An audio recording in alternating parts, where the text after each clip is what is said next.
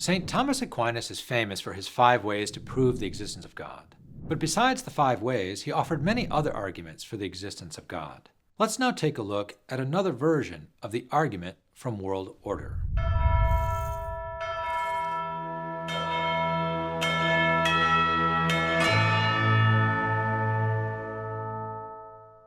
In the Summa Contra Gentiles, Book 1, Chapter 13, St. Thomas Aquinas drew upon the thinking of one of the Fathers of the Church, St. John Damascene, to lay out a specific and intriguing argument for the existence of God. The first premise of the argument is based on the observation that we live in a world of many different kinds of things, carrying out many different kinds of activities. For example, we find in the world blades of grass, grains of salt, dogs and cats, flowers and stars. Blades of grass grow and pass away, but they do not dissolve in water.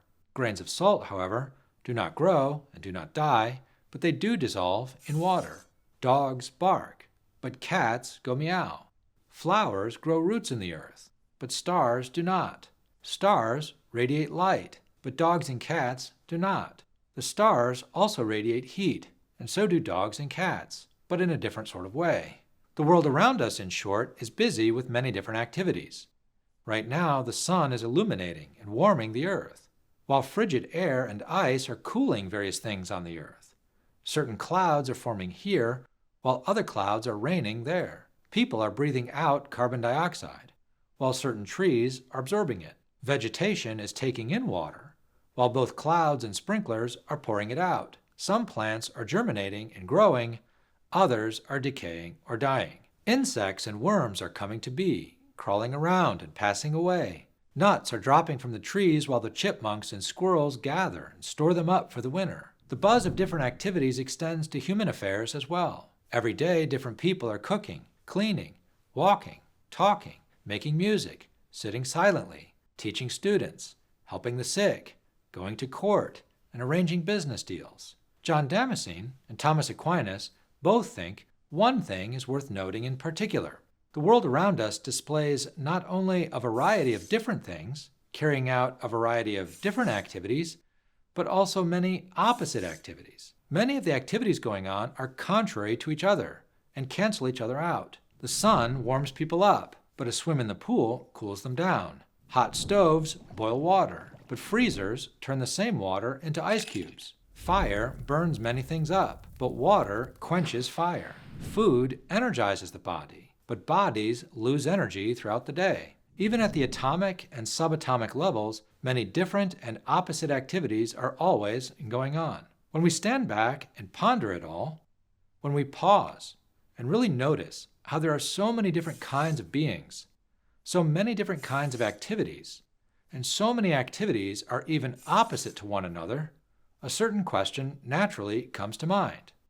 Why is it all so coordinated?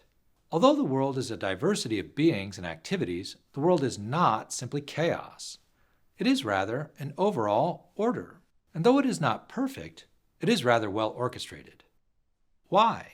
The second premise of the argument is that a world full of different beings, carrying out different activities, even many opposite activities, cannot belong to one order except under someone's government. In other words, a world buzzing with different and even opposite activities cannot be so coordinated and well orchestrated unless someone is coordinating and orchestrating all of it. A group of many musicians, each playing different instruments and different notes at different times, and even discordant and clashing notes, cannot form an orchestra or play a beautiful symphony without a conductor to govern or coordinate all of it.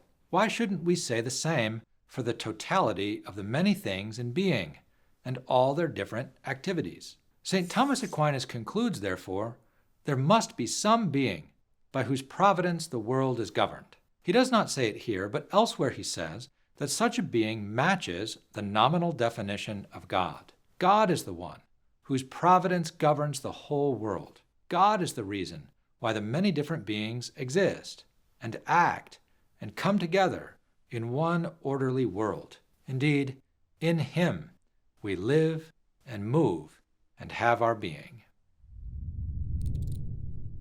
For readings, podcasts, and more videos like this, go to Aquinas101.com While you're there, be sure to sign up for one of our free video courses on Aquinas. And don't forget to subscribe, like, and share with your friends, because it matters what you think.